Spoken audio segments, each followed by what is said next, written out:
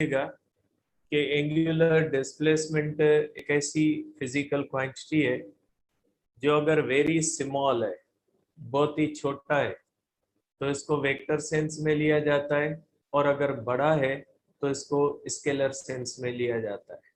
Normally हम इसको scalar sense में लेते हैं, लेकिन अगर ये angular displacement less than 5 degree होता है तो उस कंडीशन के अंदर हम कहते हैं कि ये जो है वो एंगुलर डिस्प्लेसमेंट वेक्टर होता है। तो आप इसके बारे में कह सकते हैं कि very small angular displacement vector quantity कहलाएगा, और अगर वो ज्यादा है, नॉर्मली जैसे होते हैं एंगुलर डिस्प्लेसमेंट्स, तो उसको स्केलर क्वांटिटी कहा जाता है। तो दोनों सेंसेस के अंदर ये आ सकता है। ठीक है, तो इस चीज को थोड़ा डिस्कस करते हैं, और इसके अंदर एक दो चीजें ऐसी भी हैं जो आपको बतानी है। उसके बाद हम करते हैं एंगुलर वेलोसिटी। उसके सिवा एक और बात भी जो है वो मैंने आपको कही थी कि रॉकेट वाले या वाटर फ्लो वाले केसेस शायद सिलेबस के अंदर मौजूद है, चैप्टर 3 के अंदर। तो मैंने अभी चेक किया है कि न्यू सिलेबस के अंदर ऐसी कोई चीज मुझे नजर नहीं आई। फिर भी मैं सिलेबस को वापस चेक करता हूँ क्लास के बाद। अगर ये जो कंजर्वेशन ऑफ मोमेंटम के जो लास्ट वाले केसेस हैं, रॉकेट वाले, वाटर फ्लो वाले या एक्सप्लोजन वाले, तो ये मैं आपको कल करवा दूंगा, क्योंकि ये एक सिलेबस के अंदर मौजूद है। फिर शायद ये पुराने के अंदर थे या नए के अंदर थे, मैं दोनों को चेक करता हूँ कि किसके अंदर ये मौजूद थे। ठीक है, अब देखिए बेटा, अब एंगुलर मोमेंटम जो होता है, सॉरी, जो एंगुलर डिस्प्लेसमेंट जो होता है, वेरी स्मॉल जो होता है वो वेक्टर होता है, और जो बड़ा होता है वो स्केलर होता है। कैसे होता है इसको देखते हैं बेटा। ठीक है, सपोज करें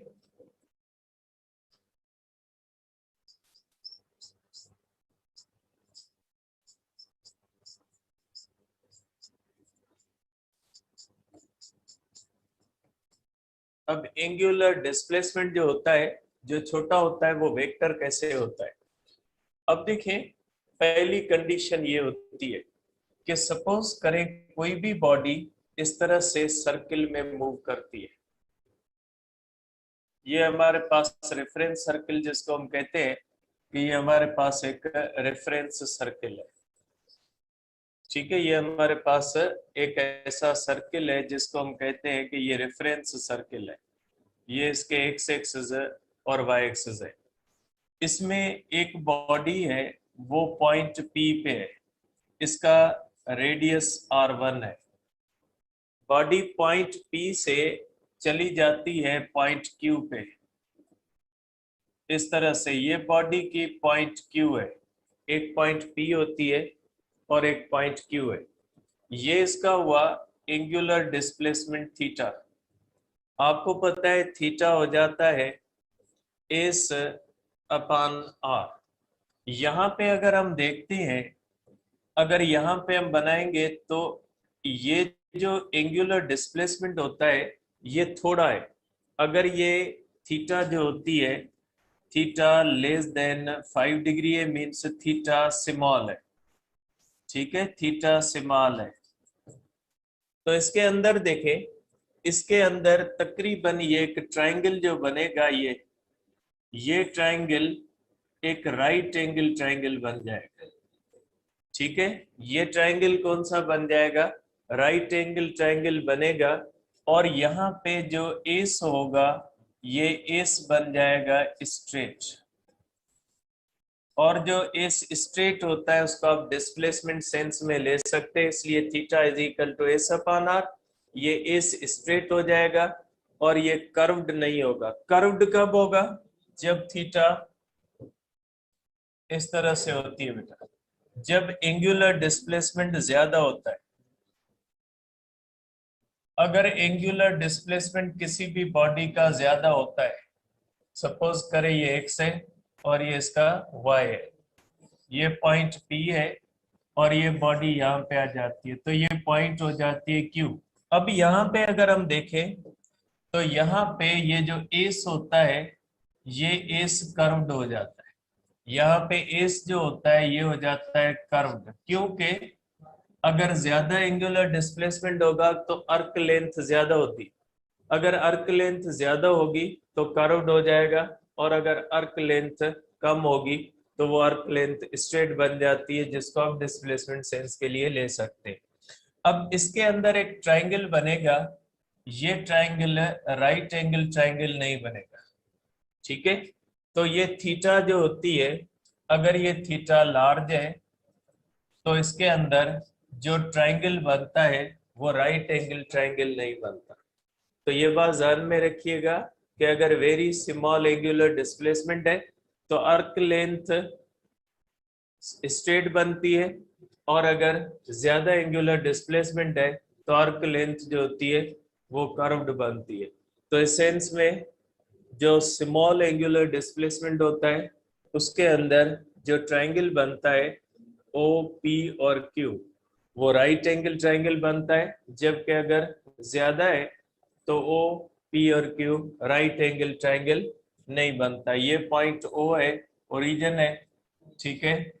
इस पॉइंट को इसके अंदर हम कहेंगे कि इसके अंदर triangle O P Q is a right angled triangle, ये राइट एंगल ट्राइंगल है।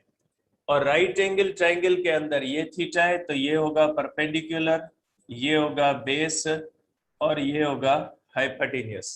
तो इसके अंदर साइन थीटा हो जाएगी, sine theta perpendicular upon hypotenuse.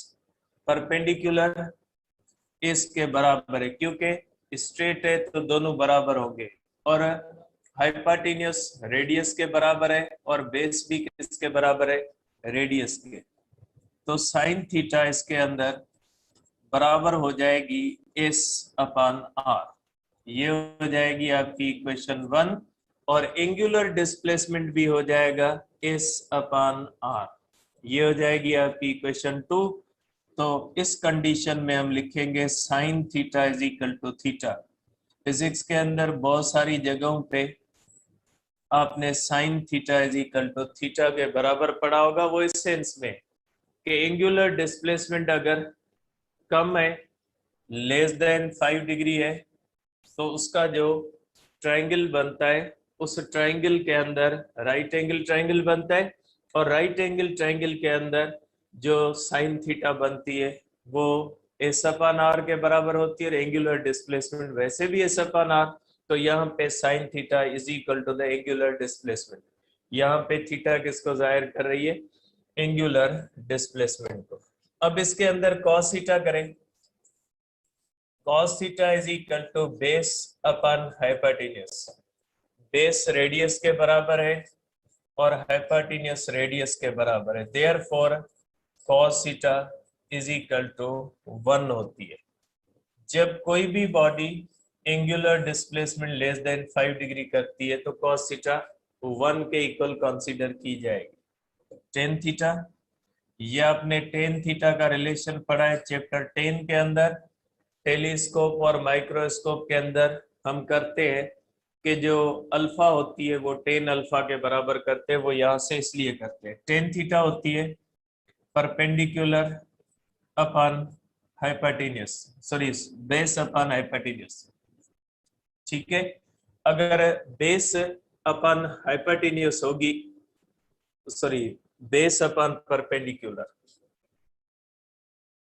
Base अपन परपेंडिकुलर, ठीक है, इस तरह से होता है।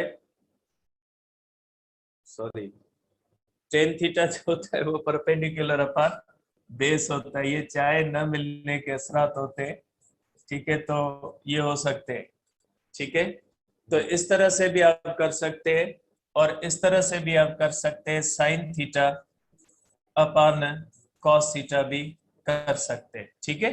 तो आपको पता है कि टेन थीटा जो होती है, टेन थीटा जो होती है साइन थीटा अपन कॉस थीटा होती है। साइन थीटा किसके बराबर होती है, थीटा के बराबर, कॉस थीटा 1 के बराबर होती है। तो इसके अंदर भी टेन थीटा जो होती है वो थीटा के बराबर होती है, ठीक है। तो tan theta is equal to theta के बराबर होगी।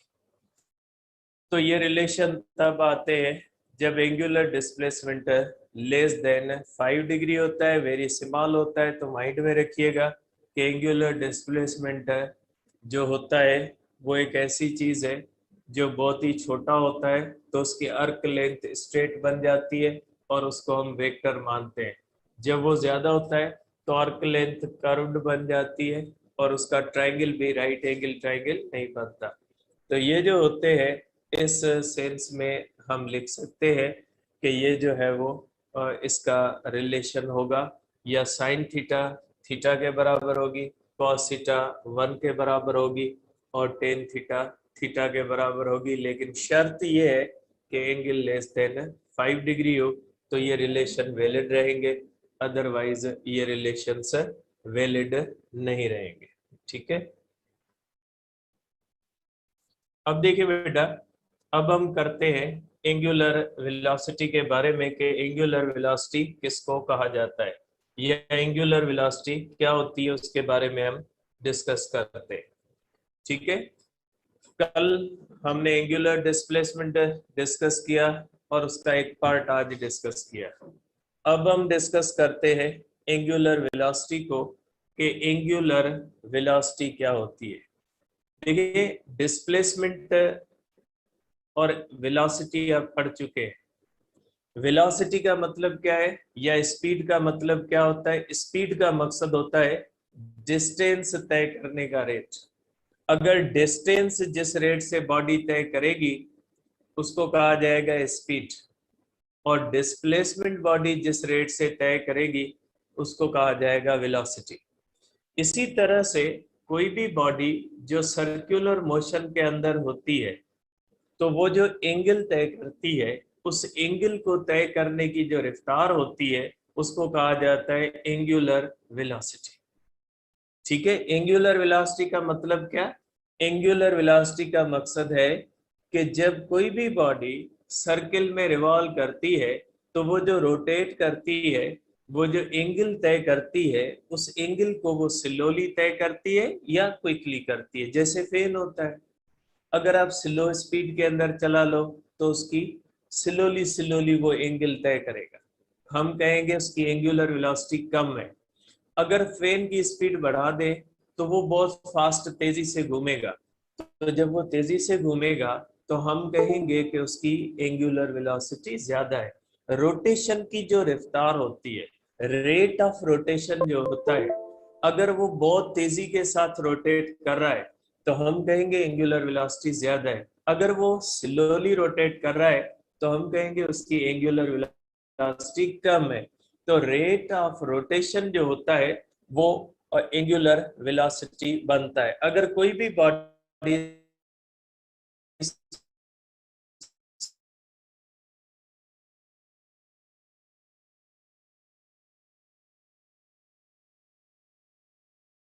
is called angular velocity.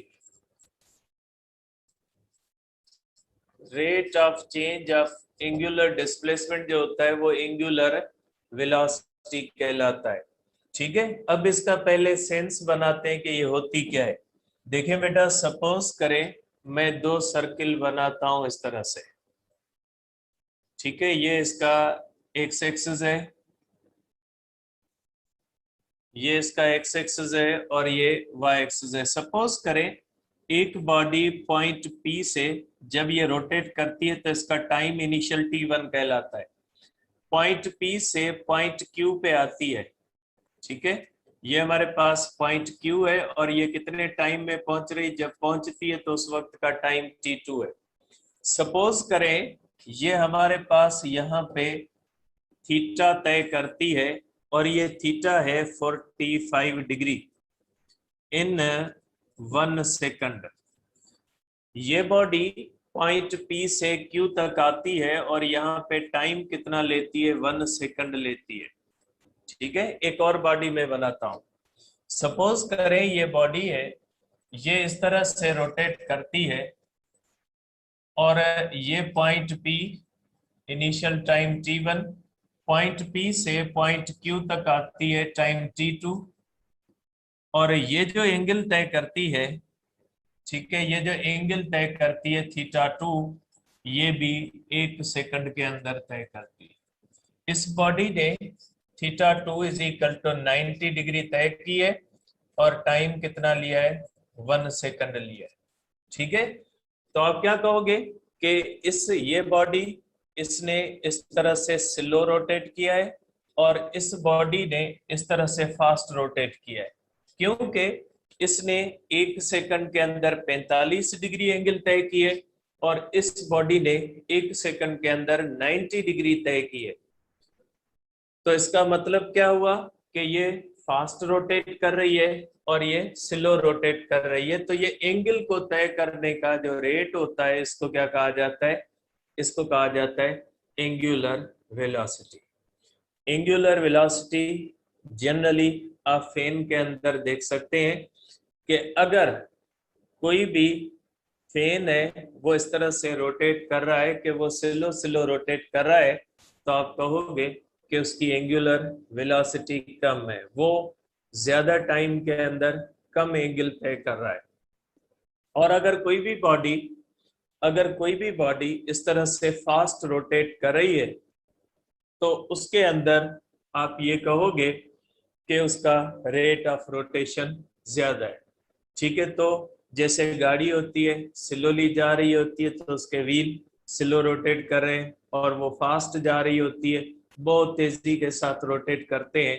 तो इससे हमें एक सेंस मिलता है एंगुलर वेलोसिटी का कि कोई भी बॉडी जब इस तरह से रोटेट करती है तो रोटेशन की जो रफ्तार होती है उसको कहा जाता है एंगुलर वेलोसिटी, मींस एंगल को तय करने की स्पीड। जैसे ट्रांसलेशनल मोशन के अंदर डिस्प्लेसमेंट को तय करने की जो इस रेट होता है उसको ट्रांसलेशनल वेलोसिटी कहा जाता है, जो डिस्प्लेसमेंट अपॉन टाइम होती है। इसी तरह रोटेटरी मोशन के अंदर एंगल को तय करने की जो रफ्तार होती है उसको कहा जाता है एंगुलर वेलोसिटी। ठीक है, अब इसका हम फार्मूला करते हैं। ठीक है, अब एंगुलर वेलोसिटी की डेफिनेशन कौन सी है? एंगुलर वेलोसिटी की डेफिनेशन है rate of change of angular displacement. अब सपोज करें मैं एक रेफरेंस सर्किल बनाता हूं, ये हमारे पास है रेफरेंस सर्किल। ठीक है, और ये इसके एक्स एक्सिस है और ये इसका है वाई एक्सिस। अब एक मैं बॉडी बनाता हूं, ये बॉडी है रेड कलर की, इसका सॉरी यहाँ पे नहीं बना रहा, जैसे बुक में बना हुआ ऐसे ही मैं बनाता हूं। सपोज करें एक बॉडी है वो पॉइंट पी पे, ठीक है, और इसका इनिशियल टाइम है t1 और ये इसका पोजीशन वेक्टर है, ये इसकी इनिशियल पोजीशन वेक्टर है r1। ठीक है, और ये इसकी इनिशियल एंगल है, इसको कहा जाएगा इनिशियल फेज एंगल। मींस ये बॉडी अपनी रोटेशन एक्स एक्सिस से स्टार्ट नहीं कर रही, ये बॉडी ऐसे रोटेट नहीं करती, ये बॉडी पहले ही यहाँ पे ये अपनी रोटेशन यहाँ से शुरू करेगी, इस तरह से अपनी रोटेशन शुरू करेगी।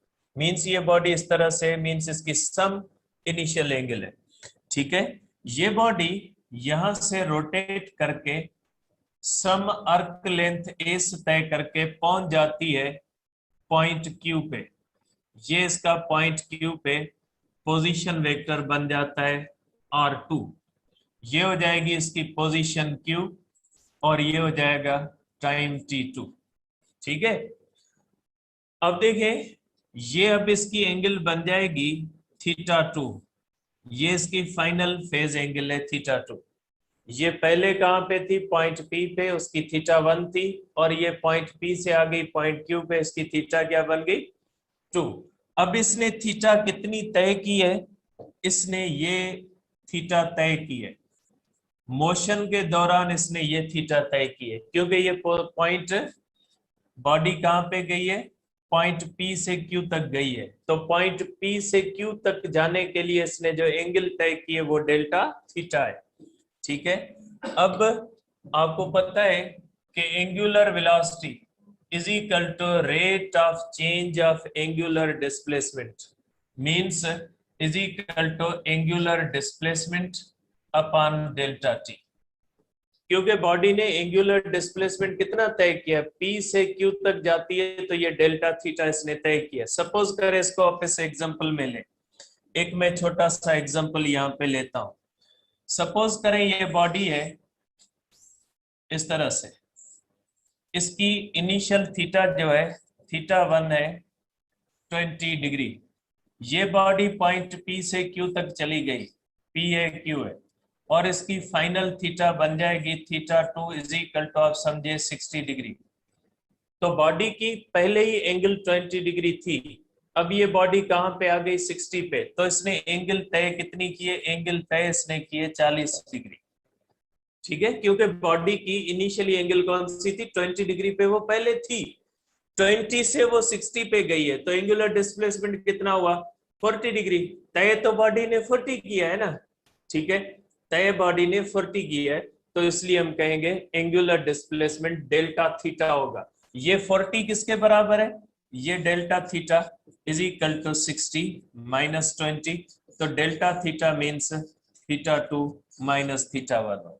तो इस सेंस में होता है कि बॉडी पहले थीटा 1 पे थी, थीटा 1 से वो चली गई थीटा 2 पे, तो उसका एंगुलर डिस्प्लेसमेंट कितना हो गया, एंगुलर डिस्प्लेसमेंट उसका हो गया डेल्टा थीटा, जो उसने तय किया है, जो एंगल तय किए, और जो एंगल तय किए उसके हिसाब से अब इसका फार्मूला आ जाएगा कि angular velocity is equal to theta 2 minus theta 1 upon T2 minus T1। ये आ जाएगा आपके पास एंगुलर वेलोसिटी का फार्मूला।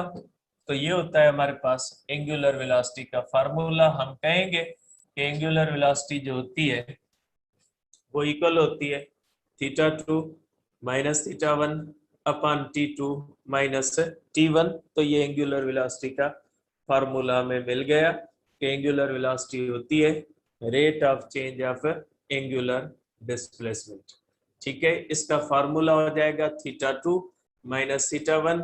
अब यहाँ पे आप ये पूछ सकते हो कि अगर कोई भी बॉडी इस तरह से यहाँ से स्टार्ट करके यहाँ पे पहुंचे, पॉइंट P1 है और पॉइंट Q है, ठीक है, तो यहाँ पे थीटा 1 जो होगी वो 0 होगी, और सपोज करें ये 45 डिग्री है तो थीटा 2 45 डिग्री होगी।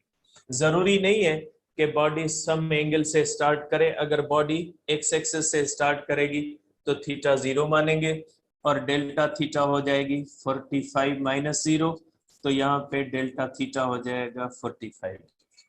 जरूरी नहीं इसमें सम इनिशियल एंगल 20 है, इसमें इनिशियल एंगल नहीं है तो भले ना हो, लेकिन अगर वो नहीं है तो उसको क्या माना जाएगा, उसको 0 माना जाएगा कि अगर वो एक्स एक्सिस से स्टार्ट करती है तो उसकी इनिशियल एंगल थीटा 1 को क्या माना जाएगा, थीटा 1 को माना जाएगा 0।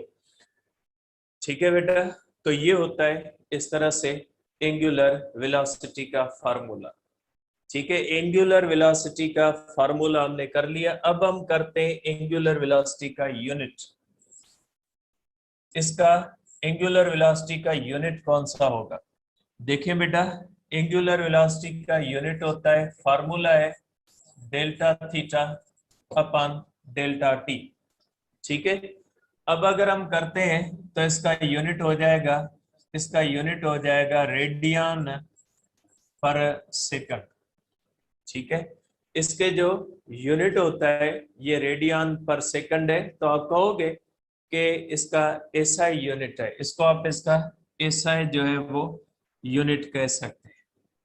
ये एसआई इसका यूनिट है, रेडियन पर सेकंड इसका एसआई यूनिट है।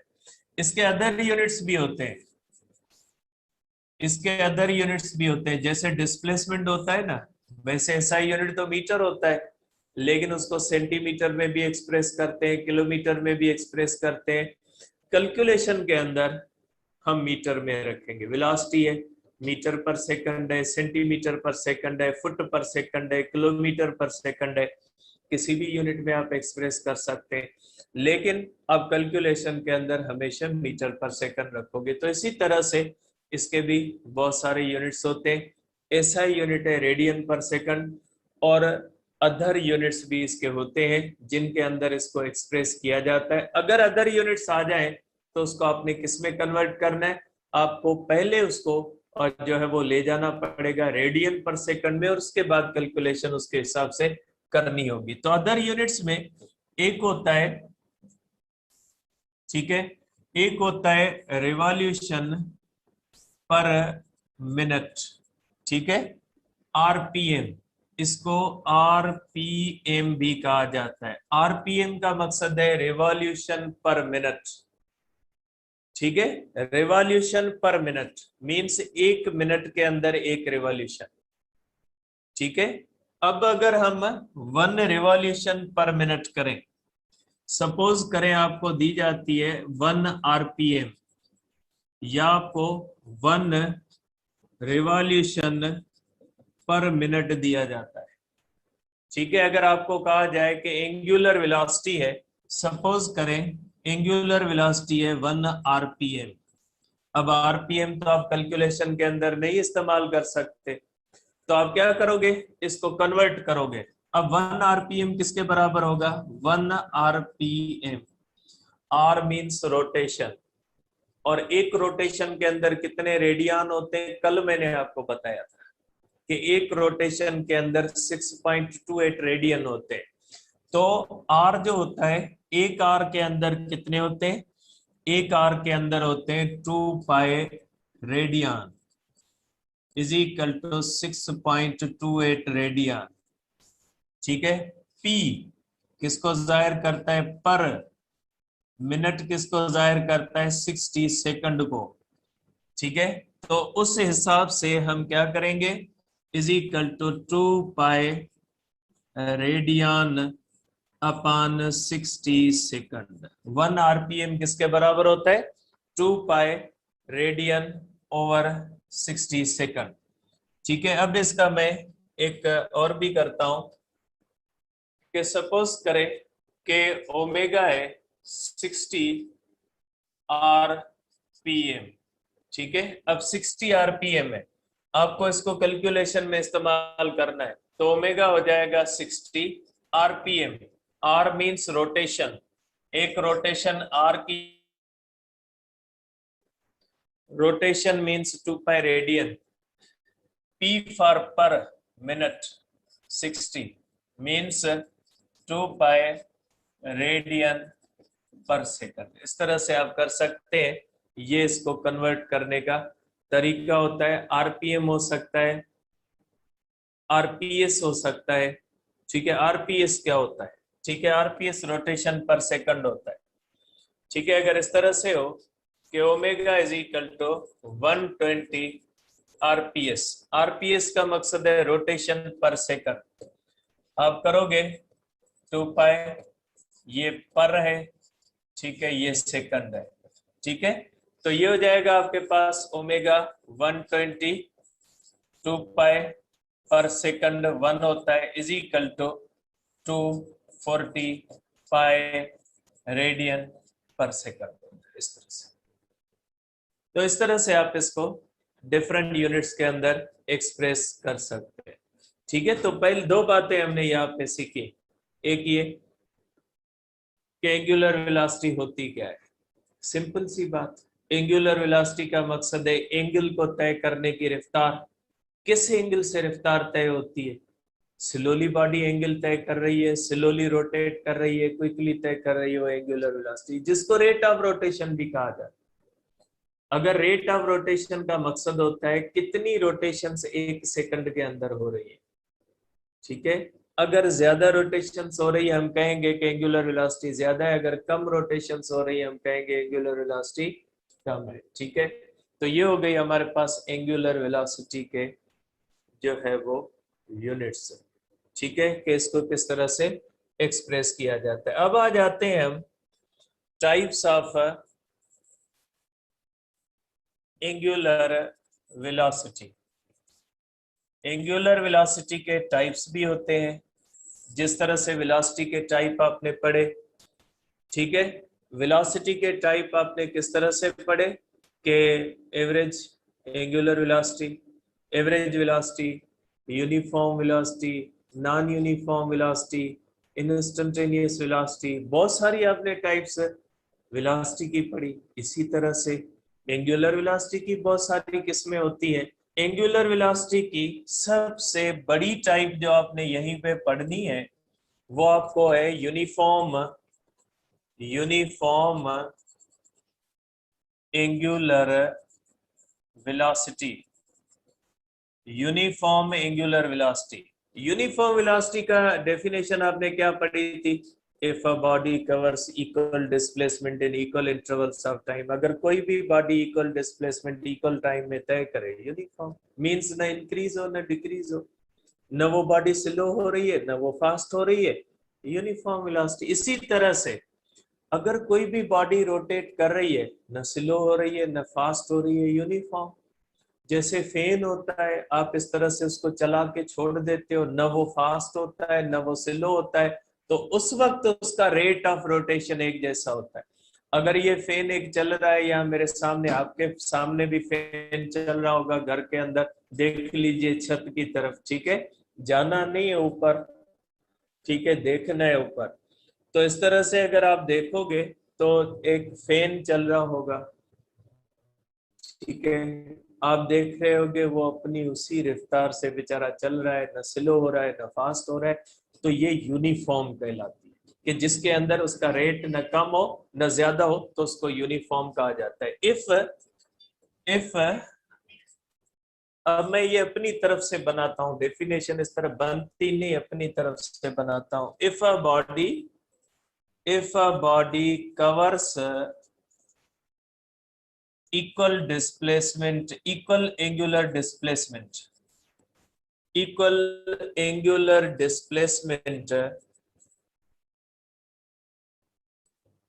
in equal intervals of time, in equal intervals of time, then body is said to be in a uniform angular velocity। किसमें होती है? यूनिफॉर्म एंगुलर वेलोसिटी के अंदर होती है। कैसे? ऐसे देख ले आप इसको, सपोज करें एक बॉडी है वो इस तरह से रोटेट कर रही है, ठीक है, पहले मैं इसका चार्ट बनाता हूं, उसके बाद इस तरह से मैं इसको एक्सप्रेस करूं, बिल्कुल उसी तरह से जिस तरह से हमने थर्ड चैप्टर के अंदर किया था। ठीक है, मैं डेटा बनाता हूं, ये थीटा को जाहिर करेगा, ये टाइम को जाहिर करेगा। 30 डिग्री 1 सेकंड के अंदर, 60 डिग्री 2 सेकंड हुए, 90 डिग्री 3 सेकंड हुए, 120 डिग्री 4 सेकंड हुए, मीन्स हर सेकंड के अंदर 30 डिग्री। ये थीटा एक्सप्रेस की जाती है डिग्री में, यहाँ पे लिखना है बेटा डिग्री, और टाइम एक्सप्रेस सेकंड में, यहाँ पे लिखना है, ऐसे नहीं लिखो, नहीं लिखना है, डिग्री के अंदर आप कर रहे हो, सेकंड के मिनट के अंदर वो लिख देना है यहाँ पे, ठीक है। अब आप इसको बनाए, अब आपको पता है कि इस तरह से x बनेगा इस तरह से, ठीक है। सपोज करें ये एंगल 30, ये एंगल 60, मीन्स ये 30 डिग्री और टाइम कितना 1 सेकंड, और ये बन गई 60 डिग्री, ठीक है, और टाइम कितना 2 सेकंड, और ये बन गई 90 डिग्री, ठीक है, और टाइम कितना 3 सेकंड, और ये कौन सी बन गई 120 डिग्री और टाइम कितना 4 सेकंड। इस तरह से देखिए हर सेकंड के अंदर इक्वल इक्वल एंगल तय हुई है, तो बॉडी की ऐसी मोशन को क्या कहा जाएगा? यूनिफॉर्म एंगुलर वेलोसिटी कहा जाएगा। यूनिफॉर्म एंगुलर वेलोसिटी के अंदर इक्वल एंगल तय होती है, इक्वल इंटरवल्स ऑफ टाइम, ठीक है। और यूनिफॉर्म सर्कुलर मोशन के अंदर यूनिफॉर्म एंगुलर वेलोसिटी होती है। जब कोई भी बॉडी यूनिफॉर्म सर्कुलर मोशन के अंदर होती है ना, तो यूनिफॉर्म सर्कुलर मोशन के अंदर बॉडी की एंगुलर वेलोसिटी यूनिफॉर्म होती है। बहुत इंपॉर्टेंट पॉइंट है, यूनिफॉर्म सर्कुलर मोशन को दो तरह से एक्सप्लेन किया जाता है। एक तो ये कि किसी भी बॉडी की ऐसी मोशन जिसमें स्पीड कांस्टेंट रहे, मींस स्पीड कांस्टेंट। दूसरी कि उसके अंदर एंगुलर वेलोसिटी यूनिफॉर्म या कांस्टेंट रहे। तो इसकी मैं पॉइंट्स लिख देता हूं कि in uniform circular motion, in UCM angular velocity remains constant। बेटा एंगुलर वेलोसिटी कांस्टेंट रहती है यूनिफॉर्म सर्कुलर मोशन में। और आपको पता है कि यूनिफॉर्म सर्कुलर मोशन के अंदर कौन सी फोर्स एक्ट करती है? Centripetal force. तो इसका मकसद है कि सेंट्रीपिटल फोर्स एंगुलर वेलोसिटी को चेंज नहीं कर सकती, क्योंकि यूनिफॉर्म सर्कुलर मोशन के अंदर कौन सी फोर्स होती है? सेंट्रीपिटल फोर्स होती है। तो आप कहोगे कि force centripetal can not change angular velocity. Force centripetal जो होती है वो एंगुलर वेलोसिटी को चेंज नहीं कर सकती। ठीक है, तो फिर एंगुलर वेलोसिटी को कौन चेंज कर सकता है? वो आगे नॉन यूनिफॉर्म में मैं कर बताता हूं। और यहाँ पे एक बात याद रखिएगा कि मैं यहाँ पे काइनेटिक एनर्जी और मोमेंटम का आपको बता देता हूं। ठीक है, क्योंकि ये यूनिफॉर्म सर्कुलर मोशन के अंदर होता है। रोटेशनल काइनेटिक एनर्जी, जब कोई भी body rotational kinetic energy rotate कर रही है, उसकी काइनेटिक एनर्जी कितनी होती है बेटा? आपको पता है काइनेटिक एनर्जी होती है बेटा हाफ mv²। आप माशाल्लाह एंट्री टेस्ट के हो या फर्स्ट ईयर वालों के भी बुनियादी बेसिक्स पढ़े हुए हैं। आपको पता है v इज इक्वल टू होता है r ओमेगा के बराबर। अगर ये भी नहीं पढ़ा तो आपने कुछ नहीं पढ़ा। ठीक है, तो फिर अगर आपको ये सर कहाँ से आया, अगर ये सर कहाँ से आया ना, वो आराम से जाके सो जाए। अगर इतना भी किसी ने नहीं पढ़ा है ना, फिर चाय वाय पी के नाश्ता वाश्ता करके सो जाए, कोई मसला नहीं है। Half mv, v is equal to r times omega होता है। ठीक है, तो ये हो जाएगा आपके पास फार्मूला, काइनेटिक एनर्जी का formula is equal to half m r² omega square. Means ये रोटेशनल काइनेटिक एनर्जी का फार्मूला है। ठीक है, और ये भी आपने पढ़ा है कि ओमेगा होती है 2 पाई अपॉन टी के। तो रोटेशनल काइनेटिक एनर्जी का फार्मूला हो सकता है mr² 4 pi square T square. मैंने डायरेक्ट स्क्वायर लगा दिया, ये भी हो सकता है। Kinetic energy half m r² 4 pi square frequency square. Kinetic energy is equal to half 4 pi square r² frequency square. बहुत सारे फार्मूले बन सकते हैं इससे। तो ये रोटेशनल काइनेटिक एनर्जी के फार्मूले। हमने जो फार्मूला डिस्कस करना है, मैंने जो आपको बतानी थी वो चीज इस फार्मूले के अंदर बतानी थी। ये फार्मूला क्या कहता है? ये फार्मूला कहता है kinetic energy is equal to half m r² omega square. ठीक है, और mr² होता है मोमेंट ऑफ इनर्शिया के बराबर। ये चीजें बेटा बेसिक्स हैं जो आपको आनी चाहिए कि मोमेंट ऑफ इनर्शिया mr² के बराबर होता है। काइनेटिक एनर्जी होती है हाफ i ओमेगा स्क्वायर। ये होता है I means moment of inertia plays same role in angular motion as mass plays in linear motion। ठीक है, तो ये हो जाएगा आपके पास kinetic energy is equal to half i omega square. ठीक है, ये आपका आ गया फार्मूला। अब बताना क्या था वो अब बताता हूँ। ये सारा झंझट मैंने जो किया है, ये सिर्फ एक ही चीज बताने के लिए किया है कि यूनिफॉर्म सर्कुलर मोशन के अंदर क्या होता है, एंगुलर वेलोसिटी रिमेन्स कांस्टेंट। ठीक है, तो आप क्या कहोगे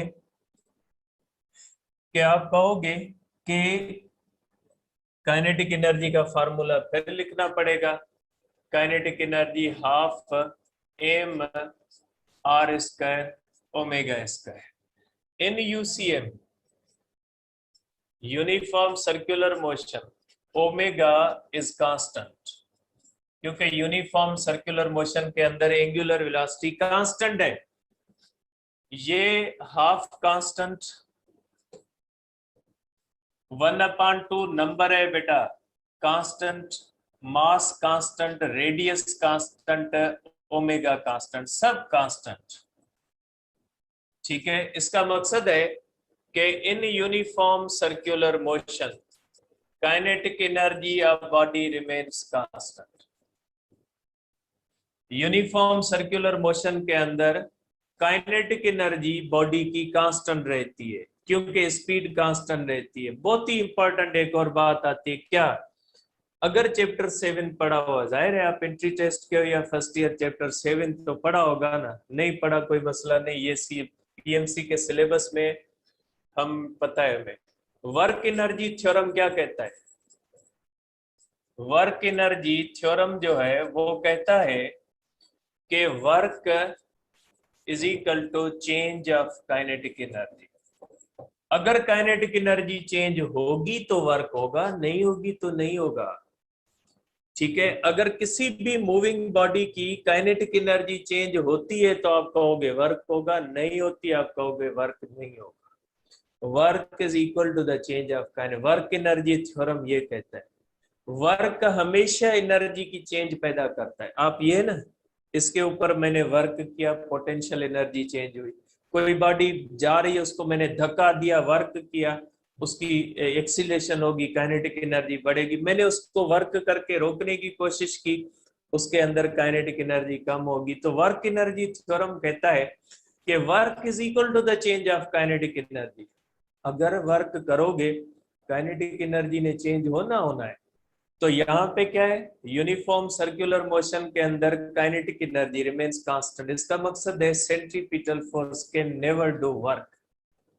यूनिफॉर्म सर्कुलर मोशन के अंदर सेंट्रीपिटल फोर्स होती है ना, ये फोर्स कभी भी वर्क नहीं कर सकती। क्यों नहीं कर सकती? इसलिए नहीं कर सकती क्योंकि इसके अंदर काइनेटिक एनर्जी रिमेन्स कांस्टेंट। और वर्क एनर्जी थ्योरम कहता है कि फोर्स लगाओ, वर्क उस सूरत में होगा जब काइनेटिक एनर्जी चेंज होगी। ये जो पुरानी डेफिनेशन है ना, ये जो रट्टे लगा के बैठे हो ना, उसको निकाल दे। When force is applied displacement is done, या ये वो फोर्स अप्लाई करो डिस्प्लेसमेंट हो, बस बॉडी ने मूव किया वर्क हुआ, ऐसे नहीं होता।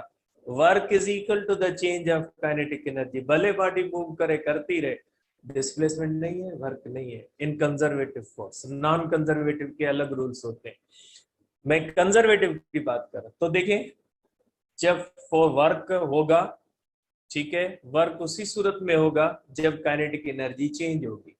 यूनिफॉर्म सर्कुलर मोशन के अंदर kinetic energy remains conserve. Kinetic energy अगर कंजर्व रहती है, इसका मतलब ये हुआ कि वर्क नहीं होता। और यूनिफॉर्म सर्कुलर मोशन के अंदर फोर्स कौन सी है? Force centripetal force, means centripetal force can never do work. ठीक है, तो आप कहोगे कि इन यूसीएम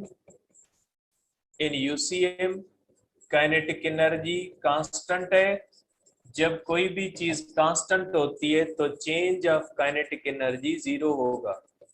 तो work is equal to change of kinetic energy. Change of kinetic energy zero है तो यूसीएम के अंदर वर्क जीरो होगा। Means centripetal force can never do work. ठीक है, सेंट्रीपिटल फोर्स वर्क नहीं कर सकती। ठीक है, अब आ जाए फिर मोमेंटम का क्या होता है। मोमेंटम का क्या करना है? इन यूसीएम मोमेंटम लीनियर। कौन सा? लीनियर, एंगुलर नहीं, linear. Momentum linear changes continuously and is not constant। क्यों नहीं है constant? Because velocity tangential is direction of, because direction of velocity tangential is changing continuously। Velocity का डायरेक्शन कंटिन्यूअसली चेंज हो रहा होता है। तो एंगुलर, सॉरी लीनियर, एंगुलर नहीं लीनियर। ये इस तरह से आप कहोगे कि वेलोसिटी टेंजेंशियल इस तरह से होती है, और आपको पता है लीनियर मोमेंटम का डायरेक्शन वही होता है जो वेलोसिटी का डायरेक्शन होता है। तो डायरेक्शन चेंज हो रहा होता है, इसलिए मोमेंटम इसके अंदर चेंज हो रहा होता है, मोमेंटम कंजर्व नहीं रहेगा। ठीक है, याद रखिएगा, लीनियर टेंजेंशियल वेलोसिटी कांस्टेंट नहीं रहती, लीनियर मोमेंटम कांस्टेंट नहीं रहता, लीनियर क्वांटिटीज कांस्टेंट नहीं रहती एंगुलर मोशन के अंदर। एंगुलर वेलोसिटी देख ले, कल हमने देखा था यूनिफॉर्म सर्कुलर मोशन में हर पार्टिकल का एंगुलर डिस्प्लेसमेंट सेम है, लीनियर डिस्टेंस एस जो होता है डिफरेंट होता है, कल मैंने करवाया था। आज हमने देखा कि जब कोई भी बॉडी यूनिफॉर्म सर्कुलर मोशन के अंदर होती है, एंगुलर वेलोसिटी कांस्टेंट होती है, टेंजेंशियल कांस्टेंट नहीं है, क्योंकि उसका डायरेक्शन चेंज। हमने ये देखा उसकी काइनेटिक एनर्जी तो कांस्टेंट रहती है, लेकिन लीनियर मोमेंटम नहीं रहता, क्योंकि मोमेंटम वेक्टर क्वांटिटी है। वेलोसिटी का मैग्नीट्यूड यूनिफॉर्म में सेम रहता है, स्पीड सेम रहती है, डायरेक्शन चेंज होता है। अब आ जाए एंगुलर मोमेंटम पे। ठीक है, अब इसका एंगुलर मोमेंटम क्या होगा? एंगुलर मोमेंटम इन यूसीएम, क्योंकि ये सब चीजें यूनिफॉर्म एंगुलर वेलोसिटी से रिलेटेड है, इसलिए मैंने यहां पे साथ लिख लिए। एंगुलर मोमेंटम इन यूसीएम, यूनिफॉर्म सर्कुलर मोशन में एंगुलर मोमेंटम क्या होगा? देखें बेटा, एंगुलर मोमेंटम का फार्मूला होता है एम वी आर। अब ये अगर पूछोगे ना सर ये कहां से आया, तो मेरे ख्याल में फिर आप जो है वो वही सेम बात के नाश्ता करके सो जाए। एंगुलर मोमेंटम का फार्मूला है, ये सब का पड़ा हुआ है। ठीक है, एम वेलोसिटी होती है आर टाइम्स ओमेगा, सबकी पड़ी हुई है आर। ठीक है, ये हो जाएगा एम आर स्क्वायर ओमेगा। ठीक है, M R square moment of inertia, moment of inertia common एक चीज है, एम आर स्क्वायर चैप्टर 5 के अंदर आता है। चैप्टर 5 सबका अपने सिलेबस में नहीं है, लेकिन चैप्टर 5 सबका पढ़ा हुआ होगा, M R square moment of inertia. ठीक है, अब ये आखिर में मैं डिफाइन कर दूंगा। ठीक है, अभी मैं जस्ट यूनिफॉर्म आपको बता रहा हूं, अभी मैं मोमेंट ऑफ इनर्शिया खुद को एक्सप्लेन नहीं कर रहा, इसका वेट करेंगे ये है क्या। नेचर नहीं बता रहा, मैंने सिर्फ फार्मूला बताया, नेचर आगे बताता हूं है क्या ये। तो इसका मतलब क्या हुआ? इसका मतलब ये हुआ कि angular momentum is equal to I omega, या angular momentum M R square omega. ये यूनिफॉर्म सर्कुलर मोशन में जो बॉडी रोटेट करती है तो उसको एंगुलर मोमेंटम होता है, वो इसके बराबर होता है। ठीक है, अब आ जाए इसका यूनिफॉर्म सर्कुलर मोशन से क्या ताल्लुक, is equal to M R square omega. आपको पता है uniform circular motion mass constant, radius constant, omega constant. Uniform circular motion के अंदर ओमेगा कांस्टेंट होती है, इसका मकसद है एंगुलर मोमेंटम कांस्टेंट। कोई भी बॉडी जो यूनिफॉर्म सर्कुलर मोशन के अंदर होती है उसका एंगुलर मोमेंटम रिमेन्स कांस्टेंट। इसका मतलब क्या हुआ? इसका मतलब ये भी हुआ कि centripetal force can not change angular momentum. Centripetal force angular momentum को भी चेंज नहीं कर सकती, बेचारी ये कुछ नहीं कर सकती। ठीक है, ठीक है, ये सेंट्रीपिटल फोर्स कुछ नहीं कर सकती। जैसे न्यूटन के लॉ के अंदर बैलेंस्ड फोर्स बेचारी कुछ नहीं कर सकती। कल एक बच्चे ने बात पूछी, मैं आपको पहले कहता हूँ, आप लोग वो सोचते हो जो न आइंस्टाइन बेचारे ने सोचा, न स्टीफन हॉकिंस ने सोचा, कोई भी बंदा ये नहीं सोच पाया जो आप लोगों ने सोचा। भाई चलो बड़े बड़े दिमाग बैठे हो कि अगर सम ऑफ ऑल फोर्सेस जीरो हो जाता है तो बॉडी यूनिफॉर्म वेलोसिटी से मूव कैसे करती है। तो बेटा मैंने न्यूटन के लॉ के अंदर दिमागी 2 दिन इसलिए खपाया था कि यही चीज आपको समझानी थी, कि मैंने आपको सर्कुलर मोशन के अंदर भी 1 दिन पहला सिर्फ यूनिफॉर्म सर्कुलर मोशन समझाने में इसलिए गंवाया क्योंकि यही बात आपको समझानी। जब कोई भी बॉडी यूनिफॉर्म मोशन में होती है, सम ऑफ ऑल फोर्सेस जीरो होता है, तो फिर बच्चे ने कहा फिर वो मूव कैसे करती है? बेटा मोशन के लिए जब उसको मूव करवाया तो उसको अनबैलेंस्ड दी, मूव करवाने के बाद उसकी स्टेट बरकरार रखने के लिए फोर्स की जरूरत नहीं होती। न्यूटन लॉ कहते ही है कि आप स्टेट चेंज करोगे तो अनबैलेंस्ड लगाओगे, स्टेट चेंज होने के बाद उस स्टेट को बरकरार रखने के लिए अनबैलेंस्ड की जरूरत नहीं है। तो जब बॉडी ने मूव करना शुरू किया होगा तो जाहिर सी बात है उसके ऊपर अनबैलेंस लगी होगी, लेकिन वो एक वेलोसिटी लेने के बाद अगर उससे फोर्स हटा भी दी जाए ना तो वो उसी कंटिन्यूस उसी स्टेट में रहेगी। जैसे रेस्ट में होती है ना, तो बॉडी रेस्ट में क्यों रहती है? सेम बात है ना, जिस तरह आप कहते हो यूनिफॉर्म वेलोसिटी में क्यों रहती है जब कोई फोर्स नहीं है, तो रेस्ट में क्यों रहती है जब कोई फोर्स नहीं है? बात तो सेम हुई ना। तो फिर रेस्ट में क्यों रहती है? आपको यूनिफॉर्म वेलोसिटी पे हैरत होती है, आपको रेस्ट में हैरत नहीं होती। बेटा जब सम ऑफ ऑल फोर्सेस जीरो होता है ना, तो जो जिस स्टेट में होती है वहीं पे रहती है। ठीक है, अगर रेस्ट में है, सम ऑफ ऑल फोर्सेस है, रेस्ट में रहेगी। यूनिफॉर्म मोशन, उसको देने वाली कोई फोर्स थी जिसने उसको मोशन दी, मोशन देने के बाद वो हट गई, उसके बाद जिस स्टेट में है वो वहीं पे रहेगी जब तक कोई अनबैलेंस्ड फोर्स नहीं लगती। तो इसलिए बॉडी जब यूनिफॉर्म वेलोसिटी में होती है, सम ऑफ ऑल फोर्सेस जीरो होने के बावजूद भी वो कंटिन्यूअसली करती है कि उसकी स्टेट है, वो स्टेट बिना अनबैलेंस्ड फोर्स के बरकरार रह सकती। जैसे आपको एक बात पे हैरत होती है कि एक्सीलेशन विदाउट वेलोसिटी कैसे, अब बड़ी हैरत से आंखें आपकी फट जाती है कि एक्सीलेशन विदाउट फोर्स वेलोसिटी। अल्लाह ताला के बंदे, वेलोसिटी विदाउट एक्सीलेशन होती है तब तो आपको हैरत नहीं होती कि यूनिफॉर्म वेलोसिटी के अंदर एक्सीलेशन जीरो है, तब तो आपको हैरत नहीं होती। तो एक्सीलेशन और वेलोसिटी भी एक दूसरे से रिलेटेड नहीं है। Acceleration without velocity, velocity without acceleration exist करती है। चीजों को टेक्निकल सेंसेस में देखे, रट्टे के सेंस में नहीं देखे। तो ये हुआ कि एंगुलर मोमेंटम भी रोटेटिंग बॉडी का क्या होता है, कांस्टेंट रहता है। Means uniform centripetal force can never change angular momentum, centripetal force angular momentum को चेंज नहीं कर सकती। तो ये सारे के सारे केसेस यूनिफॉर्म जो है वो वेलोसिटी के। अब इसको मैं थोड़ा समराइज कर देता हूं, बहुत सारी चीजें हो गई होंगी, आपको कंफ्यूजन होगी कि देखिए बेटा, यूनिफॉर्म एंगुलर वेलोसिटी का मकसद क्या है? यूनिफॉर्म एंगुलर वेलोसिटी का मकसद है कि कोई भी बॉडी इस तरह से रोटेट करे कि उसकी इक्वल एंगल्स हो, इक्वल इंटरवल्स ऑफ टाइम में, तो उसको कहा जाता है कि ये यूनिफॉर्म एंगुलर वेलोसिटी है।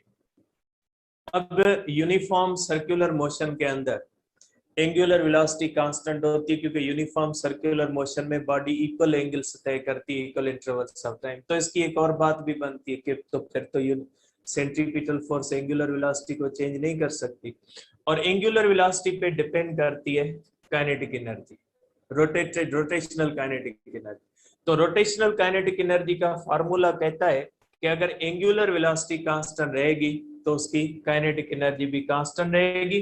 तो इसका मतलब ये हुआ कि centripetal force angular velocity change नहीं कर सकती, काइनेटिक एनर्जी चेंज नहीं कर सकती, और काइनेटिक एनर्जी अगर चेंज नहीं होती तो इसका मकसद है ये फोर्स वर्क नहीं कर सकती, क्योंकि लॉ जो 7 चैप्टर कहता है कि अगर कोई भी बॉडी के ऊपर फोर्स लगाओगे, वर्क हम उस सूरत में कहेंगे जब उसकी काइनेटिक एनर्जी चेंज हो।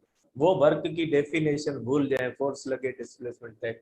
सिंपल है कि जब कोई भी बॉडी, किसी भी बॉडी के ऊपर वर्क होगा उस सूरत में जब काइनेटिक एनर्जी एंगुलर चेंज होगी। ठीक है, तो मींस ये चीज है। और दूसरी बात कि रोटेटरी मोशन के अंदर एंगुलर मोमेंटम होता है, जिस तरह से लीनियर मोशन के अंदर लीनियर मोमेंटम होता है, इसी तरह रोटेटरी मोशन के अंदर रोटेशनल मोमेंटम। रोटेशनल मोमेंटम भी डिपेंड करता है ओमेगा पे। यूनिफॉर्म सर्कुलर मोशन के अंदर एंगुलर मोमेंटम भी कंजर्व है।